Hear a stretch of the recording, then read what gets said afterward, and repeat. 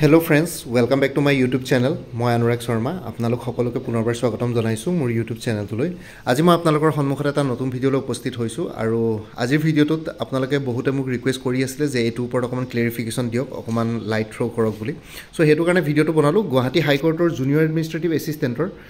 পৰীক্ষাৰ ক্ষেত্ৰত এখন লেটাৰ ভাইৰেল হৈছিল। সো সেই লেটাৰখন একচুয়ালি ময়ো পাইছো। সো সেই লেটাৰখন মই আপোনালোকৰ সৈতে শেয়াৰ কৰিব বিচাৰিছো। ইয়াতে কি কৈছে আৰু এইখন ফেক হয় নে ৰিয়েল হয় হেতুৰ ওপৰত অকমান ডিসকাস কৰিম। একচুয়ালি এই লেটাৰখন একচুয়ালি ভাইৰেল কৰা হ'ল আৰু ভাইৰেল যেহেতু হৈ গ'ল সো এটোত আৰু কোনো চেঞ্জেস কৰিব নোৱাৰে, কিন্তু এখন একচুয়ালি কনফিডেন্সিয়েল লেটাৰ আছিল, কিন্তু বহুতে এটো বস্তু ভাইৰেল কৰি দে। বহুতবিলাক ইউটিউব চেনেলতো সেই লেটাৰখন অলৰেডি এভেইলেবল আছে, কিন্তু ইয়াতে কথাটো হ'ল যে এই লেটাৰখন ৰেজিষ্ট্ৰাৰে একচুয়ালি টু ডিস্ট্ৰিক্ট আৰু সেশন জাজলে এই লেটাৰখন লিখিছিলে। সো ইয়াতে ডিস্ট্ৰিক্ট কাম জুনিয়ৰ এডমিনিষ্ট্ৰেটিভ এসিস্টেন্টৰ ৰিক্ৰুটমেন্টৰ ক্ষেত্ৰত ইয়াতে তেওঁলোকে ইয়াতে সেইখিনি কথাই কৈছে যে পৰীক্ষাটো 1 February 2026 Sunday from 10 AM to 12 AM আপোনালোকৰ 34 ডিস্ট্ৰিক্টত ইয়াতে কি বুলি কয় কন্ডাক্ট কৰা হ'ব বুলি ইয়াতে গোটে লেটাৰখনত লিখিছিলে। এখন অফিচিয়েল লেটাৰ হয়, কোনো ফেক নহয়, ৰিয়েল লেটাৰে হয়, কিন্তু কথাটো হ'ল কনফিডেন্সিয়েল আছিল, কিন্তু কোনোবাই লিক কৰি দিলে। আমি আপোনালোকে জানে ভাৰতবৰ্ষত প্ৰত্যেকটো বস্তুৱে লিক হৈ থাকে, এক্সাম পেপাৰৰ পৰা আদি কৰি এনেকুৱা ধৰণৰ লেটাৰবিলাক। সো এতিয়া লিক হৈ গ'ল, যদি হৈ গ'ল এইটো এতিয়া শ্বেয়াৰ কৰাত একো লিগেল ইলিগেলৰ কথা নাহে, কাৰণ অলৰেডি লিক হৈ গ'ল, অলৰেডি এখন এভেইলেবল আছে। সো হেতুৰ ওপৰত কোনে লিক কৰিছে কি নাই হেতু নাজানো, আৰু এইখন লেটাৰ মোৰ হাততো আহি পৰিলে, সবৰে হোৱাটছএপৰ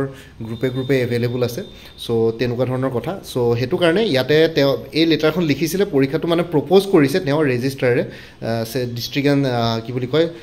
ইয়াতে লিখিছে ডিস্ট্ৰিক্ট আৰু সেশনছ জাজবিলাকক যে এইখিনি ডিস্ট্ৰিক্ট 34খন ডিস্ট্ৰিক্টৰ জাজলে লিখিছিলে যে 1 ফেব্ৰুৱাৰীত পৰীক্ষাটো অনুষ্ঠিত কৰিবলৈ প্ৰপ'জ কৰিছিলে।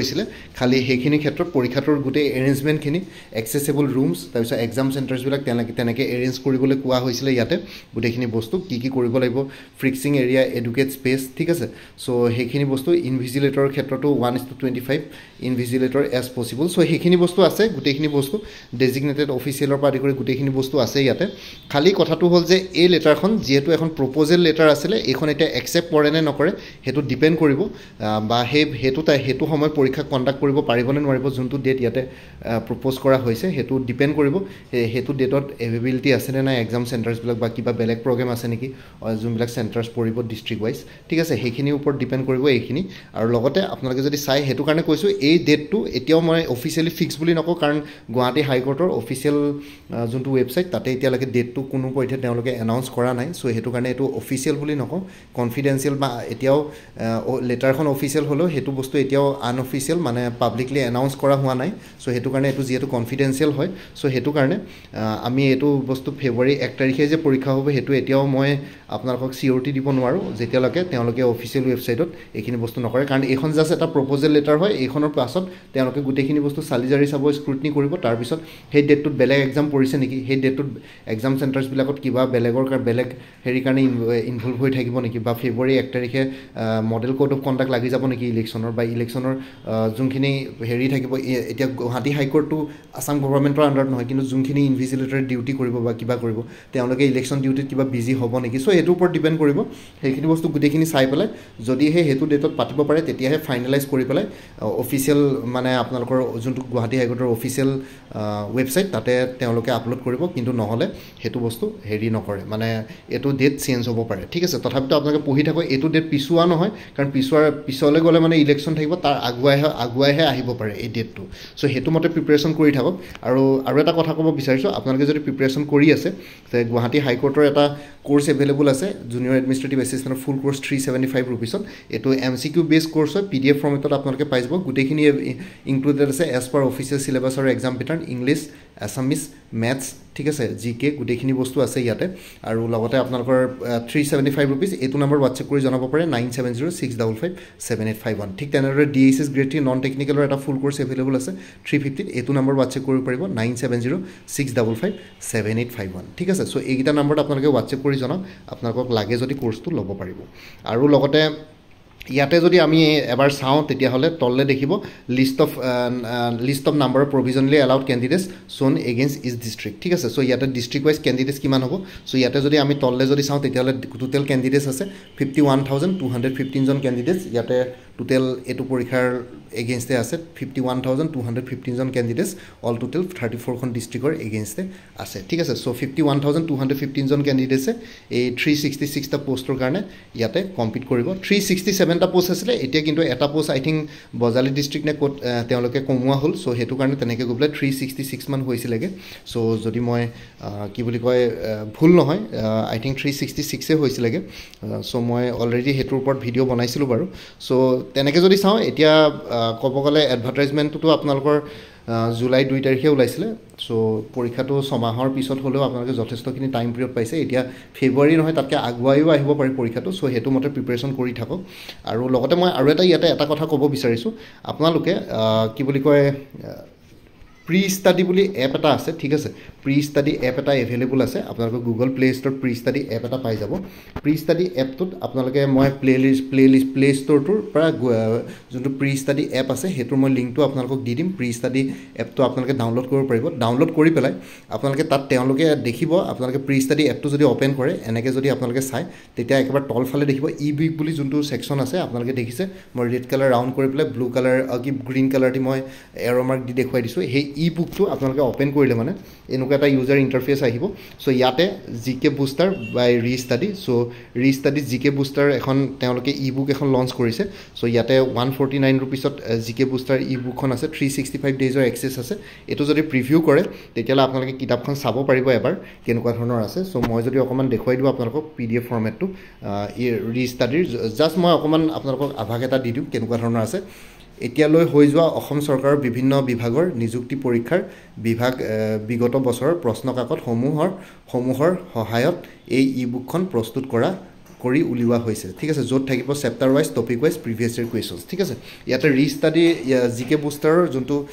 কি বুলি কয় ই বুক আছে তাতে আপোনালোকে অসম গভৰ্ণমেণ্টৰ বা চৰকাৰী যিমানখিনি পৰীক্ষা হৈ গৈছে কম্পিটিটিভ এক্সামছ সেইখিনি প্ৰিভিয়াছ ইয়েৰ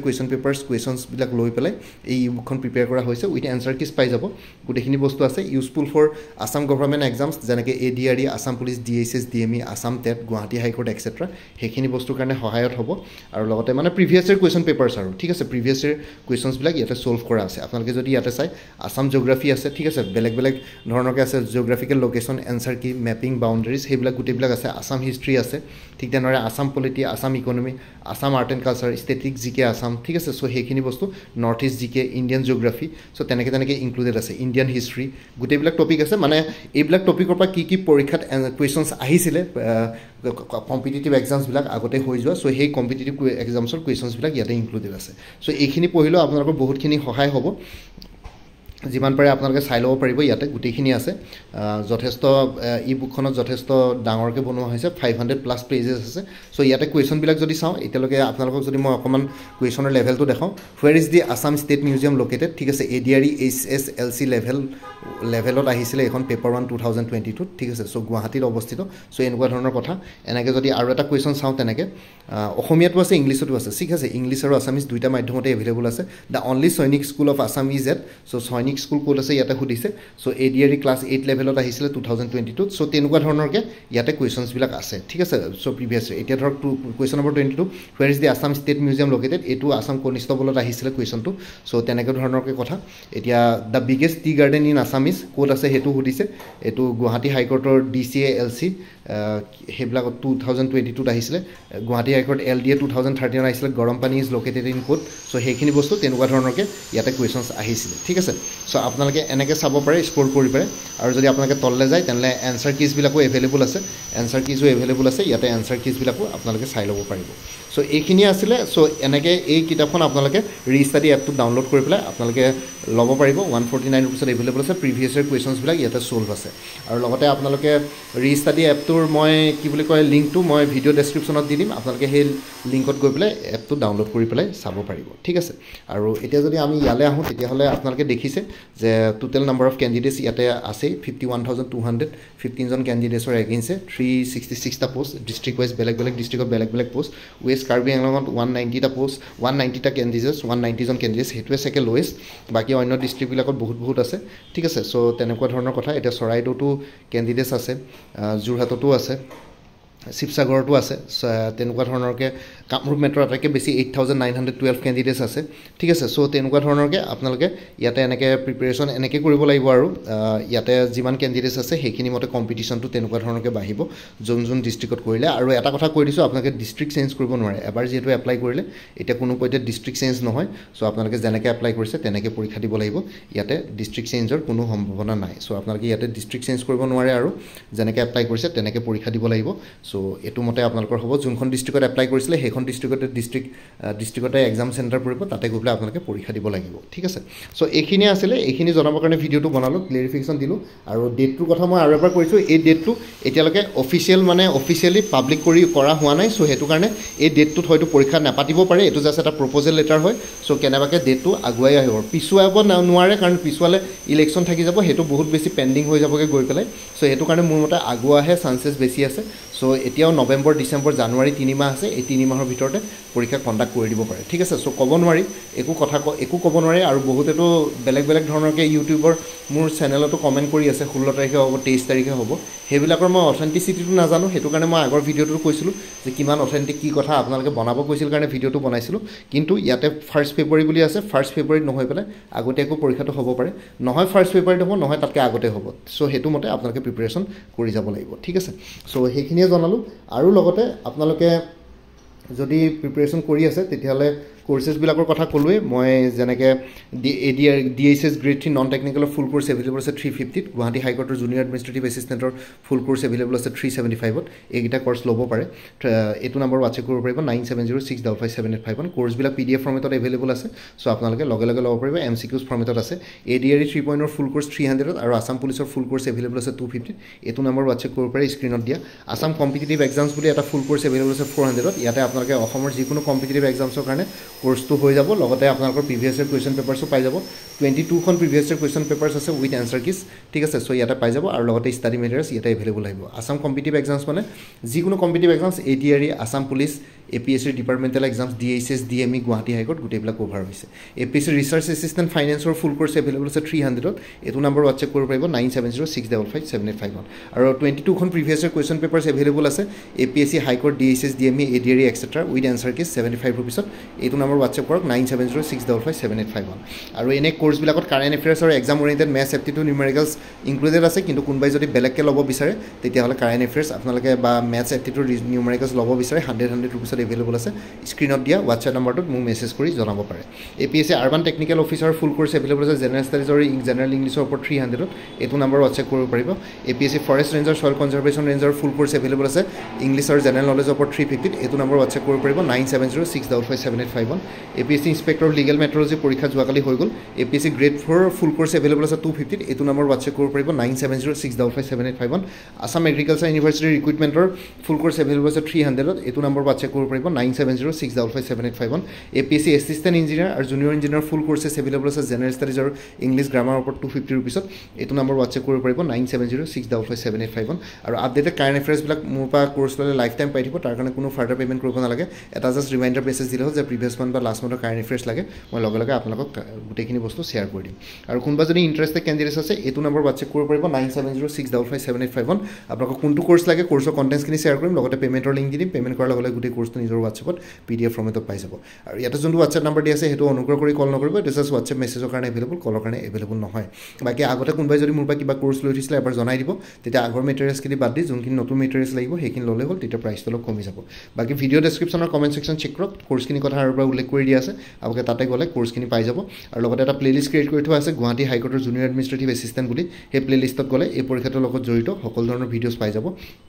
লগতে মোৰ আৰু এটা চেনেল আছে অসম আইকিউ বুলি এই চেনেলটোৰ লিংকটো ভিডিঅ'টোৰ ডেছক্ৰিপশ্যনত দিয়া আছে আপোনালোকে সেইটো চেনেলটো ছাবস্ক্ৰাইব কৰি ল'ব পাৰিব যাতে ভৱিষ্যতলৈ এনেকুৱা ধৰণৰ কম্পিটিটিভ এক্সামছবিলাক দিয়াৰ ক্ষেত্ৰত আৰু অলপ এক্সট্ৰা গাইডেঞ্চ পাই যায় আৰু লগতে যোনটো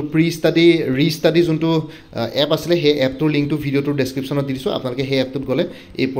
এই যোনখন ই বুক সেইখন পাই যাব চ' ভিডিঅ' ডেছক্ৰিপশ্যনত আপোনালোকে লিংকটো চেক কৰক তাতে আপোনালোকে এপটোৰ লিংক পাই যাব তাতে মই গুগল প্লে ষ্ট'ৰ লিংকটো দি দিছোঁ আপোনালোকে তাৰ পৰা ডাউনলোড কৰি পেলাই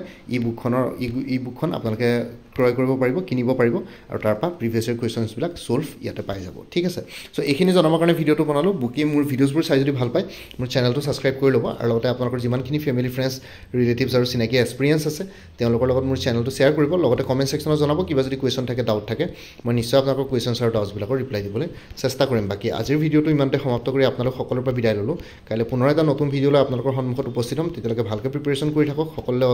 অল দি বেষ্ট থাকিলে bye and take care friends Bharat Mata কি জয় জয় আই অসম